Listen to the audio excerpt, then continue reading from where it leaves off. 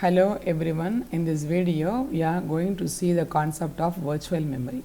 So, we have the programs whatever you are going to process in the system is very large, but the RAM memory is always limited. Okay. So, now in order to make the process, because we all know that the CPU is able to access the only the RAM memory or the main memory to do the process, but the process capacity is much that it cannot be always or totally held in the RAM memory. So, what can be done? So, what can be done is there is a concept of virtual memory. Actually, what is virtual memory does is it is a mechanism which offers user an illusion of having a very big memory. That means the user can they can think that or they can feel that as if he is having a large amount of memory, so that he can do a big process, but internally that is not the case. Because of the capacity or the cost or the limitation in the main memory, we cannot have such a big memory to hold all the process of our application. So, what the operating system does is, so operating system software, they facilitates many parts of the system like process management, IO management and memory management. So, these are all the three core things of the operating system. So, one such which is this virtual memory comes under the memory management capacity of memory management capability. So, what it does is it uses some hardware and software techniques, and it allows the computer to help to compensate the physical memory shortages. How can that can be done? By temporarily transferring data from the random access memory to the disk storage. This process is called as swapping. Okay. So, swapping is done between the disk memory and the main memory, which is the RAM memory, so that often the data and the process are moved between the disk storage as well as the RAM memory. So, this process of moving in and out is called the swapping. Okay. So, in this process what is really it is happening is the virtual address space is increased using the active memory in RAM. That means, the active memory is made bigger by use of this swapping technique, and the hard disk drive memory is made as an inactive memory. In this, that the inactive memory is made as smaller for our illusion, whereas the RAM memory is made the bigger, so that always this disk drive can hold all the data in the contiguous addresses, so that they can hold both the processes and the data. So, by these techniques and the technology, the virtual memory gives the illusion to the user that he is having a big main memory in his reach, so that he can process the programs. Okay. So, this is the picture showing this what I explained just before. So, this is the physical memory and this is the virtual memory. We can see that here the dots shows that it is enlarged for many pages. So, physically we are having this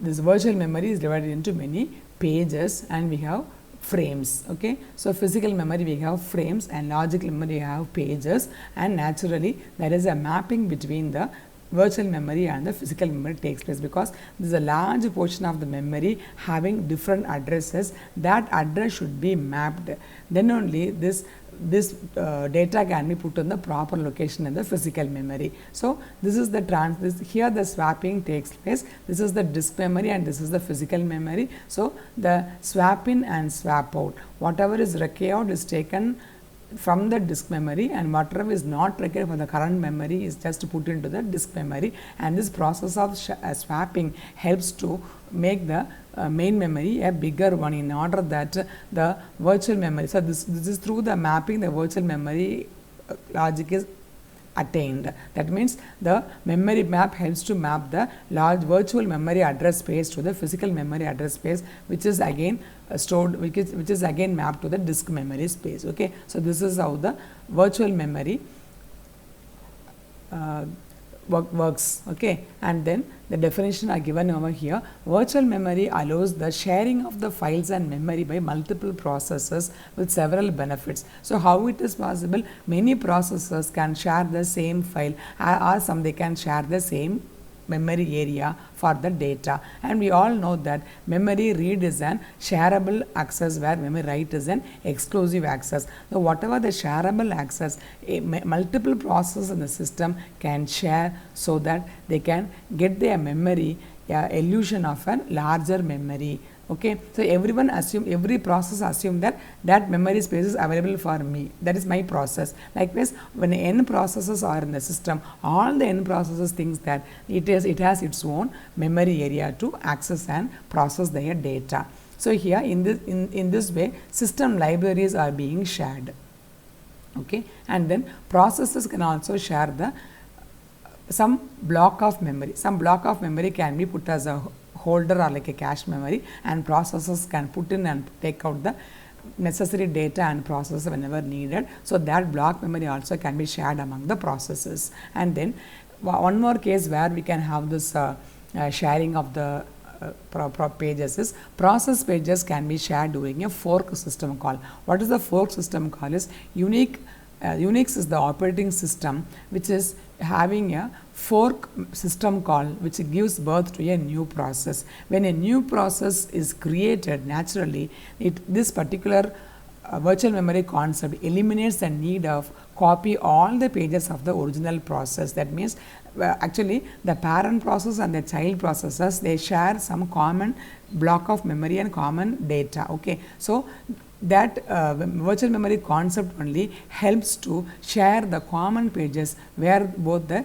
child process and the parent process are using. In that way, the memory block has been shared. So either the memory block is shared or the system library is shared. So whatever sharing takes place, that will lead to a concept of virtual memory. And then we have one more technique called demand paging mechanism. What is demand paging mechanism? It is important. It is a main technique used in the virtual memory. What is demand paging mechanism? Is a page is it is a paging system with swapping. That means paging means putting the data from logical memory, that is the frames from the pages to the frames, from logical to the physical memory, that is called as paging. And with swapping, naturally when we want to move data from one area to the other area, we need the swapping process. Okay, so this demand paging mechanism is a paging system with swapping where the processes stored in the secondary memory and the pages are loaded only on demand but not in advance, because sometimes the demand pages only will be used for the